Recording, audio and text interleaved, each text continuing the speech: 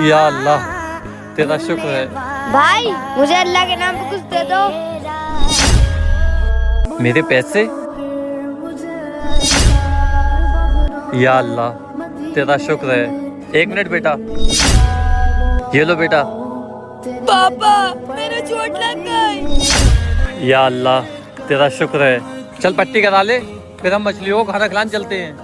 पापा आप एक बात बताओ, आप हर हाल में अल्लाह का शुक्र अदा क्यों करते हो और रोज मछलियों को खाना क्यों खिलाते हो?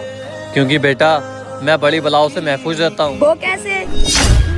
अरे भाई क्या हुआ? मेरे भाई का एक्सीडेंट हुआ है, पता नहीं वो कैसा होगा। या अल्लाह मुझे इन सब चीजों से महफूज रखना। क्या हुआ भाई? मेरे गोदाम में आग लग गई और मेरे लाखों का नुकसान हो गया। या अल्लाह मुझे हर बुरी बला से महफूज रखना। इसलिए मैं